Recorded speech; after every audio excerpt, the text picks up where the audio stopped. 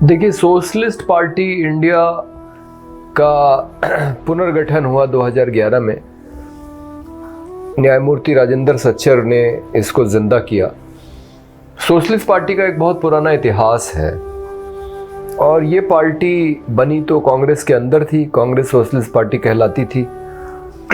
लेकिन आज़ादी के बाद ये कांग्रेस से अलग हुई और इसकी अपनी पहचान है कि इसके जो बड़े नेता हैं उनमें आचार्य नरेंद्र देव, जो पहले अध्यक्ष थे, यहाँ लखनऊ विश्वविद्यालय के कुलपति रहे, बाद में बनारस हिंदू विश्वविद्यालय के भी कुलपति रहे। डॉक्टर राम मनोहर लोहिया, जिनको गांधी के बाद भारत का सबसे बड़ा राजनीतिक विचारक माना जाता है, यह सबसे महत्वपूर्ण राजनीतिक विचारक।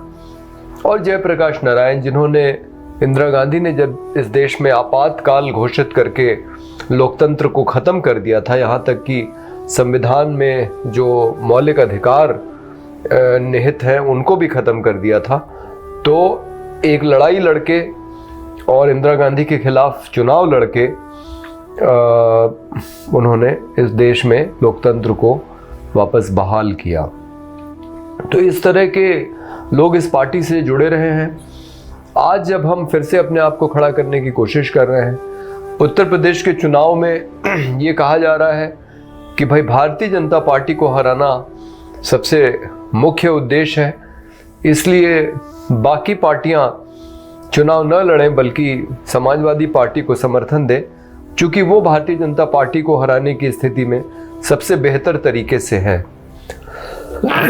इसीलिए हमारी पार्टी ने तय किया है कि हम ज़्यादा सीटों पे नहीं लड़ेंगे, हम सिर्फ 5 से कम सीटों पे लड़ेंगे। वास्तव में हम सिर्फ 3 सीटों पे लड़ रहे हैं, लखनऊ उत्तर, संडीला और बांगरमऊ, और निज़ामाबाद आजमगढ़ में हम राजीव यादव को, जो एक निर्दलीय उम्मीदवार हैं, उनको अपना समर्थन दे रहे हैं। तो हमारे 4 उम्मीदवार हैं और हम जनता के मुद्दों पे लड़ रहे हैं।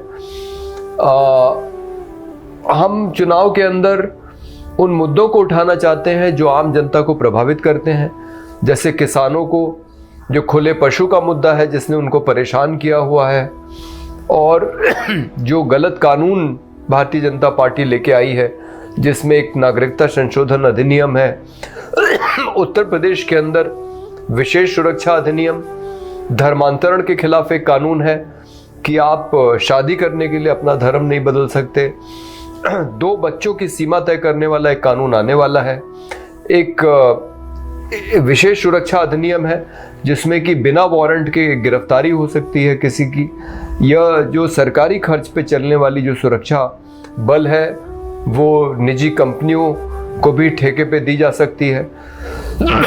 तो इस तरह के जितने गलत कानून हैं उनको हम वापस कराने के लिए भी संघर्ष कर रहे हैं। ये हमारे चुनाव में मुद्दे हैं।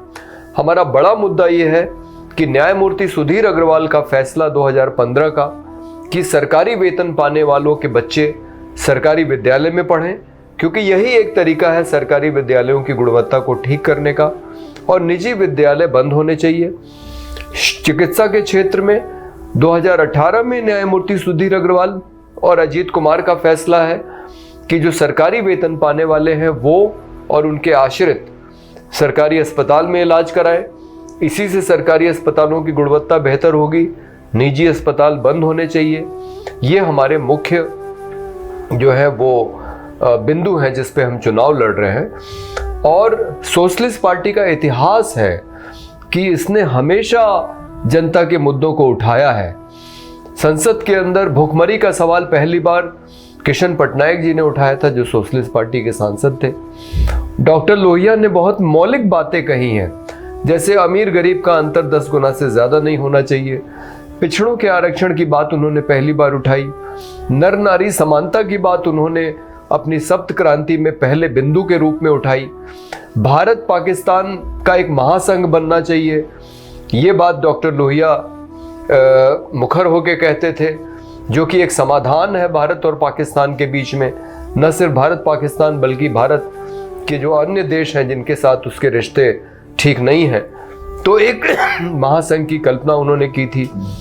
कश्मीर में लोगों की जो राय है उसको महत्व दिया जाना चाहिए। नागालैंड की समस्या को सुलझाने के लिए वहाँ के लोग जैसा सोचते हैं उसके हिसाब से समाधान निकालना चाहिए।